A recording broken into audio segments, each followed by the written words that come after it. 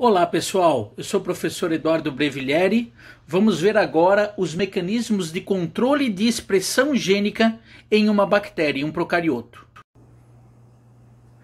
A aula agora então é de mecanismos do controle de expressão gênica em procariotos, em bactérias. Na verdade, são mecanismos que ativam o gene ou inativam o gene, dizem para o gene funcionar ou não. São dois mecanismos muito interessantes que ocorrem com a Escherichia, com a E. coli. Então nós temos aqui a bactéria, certo? E ela vai ativar genes relativos ao seu metabolismo de acordo com a disponibilidade do que ela quer. São dois sistemas importantes que a gente tem que entender. Um sistema chamado de Operon-Lac, que é um chamado sistema indutor, e um sistema chamado de TRP, de triptofano, que é um sistema chamado de repressor.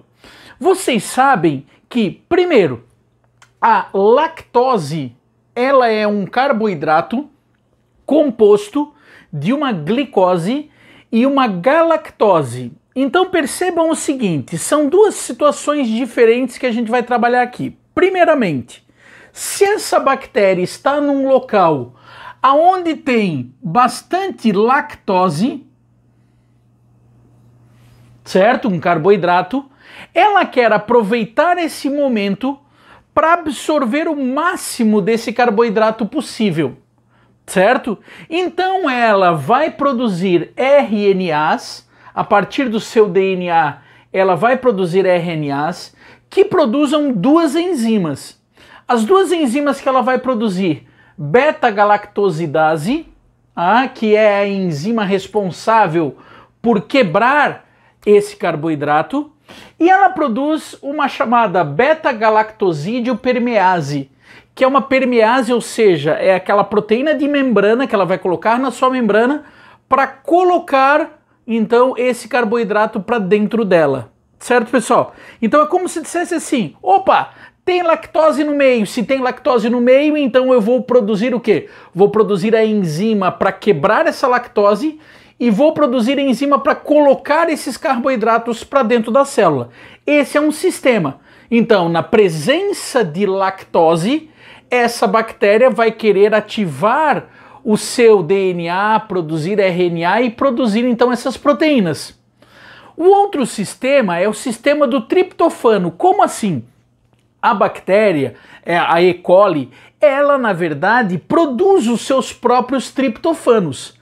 Ela pega um precursor, uma molécula precursora, e através de 5 proteínas que formam, na verdade, 3 enzimas, uma enzima que é formada por E e D, uma enzima C, uma enzima B e A, através desses 3 sistemas de enzima, ela pega um precursor, uma molécula precursora, e faz uma rota metabólica produzindo essa enzima, produzindo essa segunda enzima, produzindo essa terceira enzima, que promove as reações. Ou seja, quando tem essa enzima, ela pega, promove a produção de um composto intermediário, o composto C aqui é transformado novamente, e aqui eu tenho a transformação desse composto intermediário no aminoácido triptofano.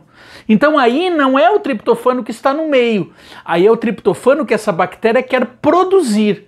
Então quando que ela vai querer produzir? Quando ela tiver pouco triptofano. Certo, pessoal? Então a bactéria está sentindo falta de triptofano, ela vai querer fazer o quê? Ela vai querer produzir essas enzimas para que ela tenha a produção do triptofano. Depois que ela produziu bastante triptofano, o que vai acontecer? Esse triptofano vai ter que inibir a síntese de novas enzimas. Certo, pessoal? Então são dois sistemas diferentes. Vamos por primeiro? Olha só. Primeiro, o sistema chamado de Operon-Lac. O que a gente tem que entender?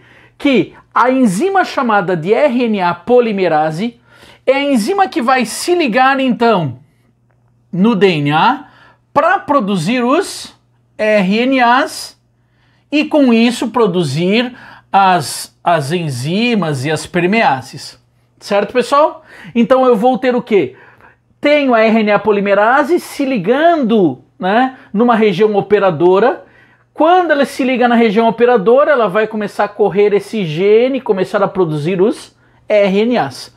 Mais uma vez, quando que eu vou querer produzir então esses RNAs? Eu vou querer produzir quando tem a presença da lactose.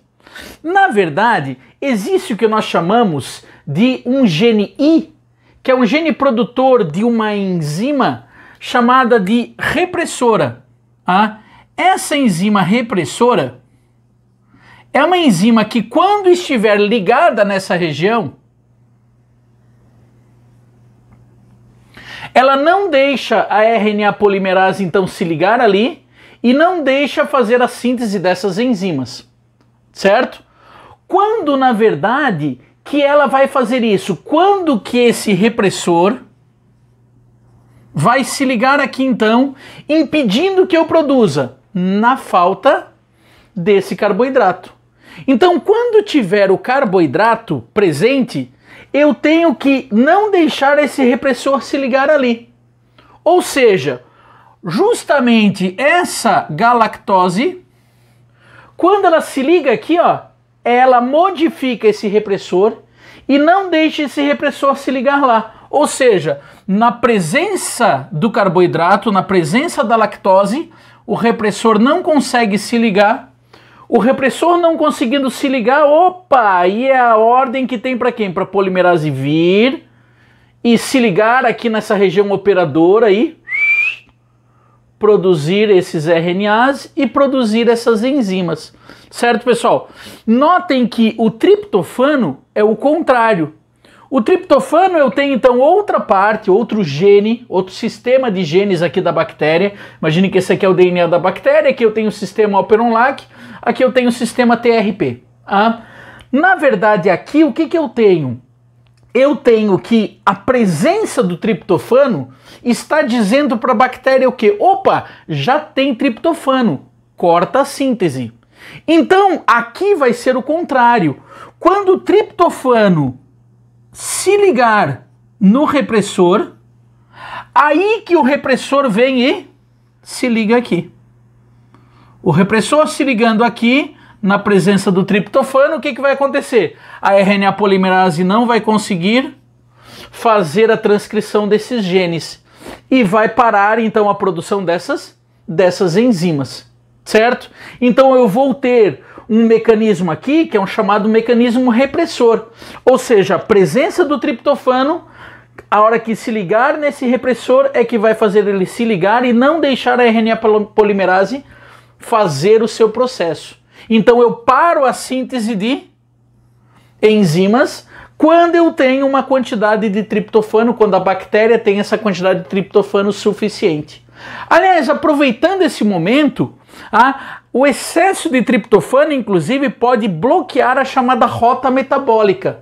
Ou seja, a presença do triptofano, primeiro, ela se liga no repressor e impede a síntese de novas enzimas. E segundo, o próprio triptofano, quando ele estiver em excesso, ele inibe esta reação.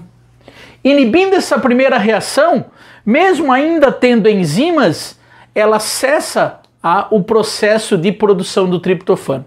Então são duas maneiras aqui. O triptofano ele pode inibir através da ativação do repressor e ele pode inibir modificando essa enzima, porque quando o triptofano se liga nessa enzima, ela deixa de promover essa primeira reação, não produzindo mais triptofano a partir daí.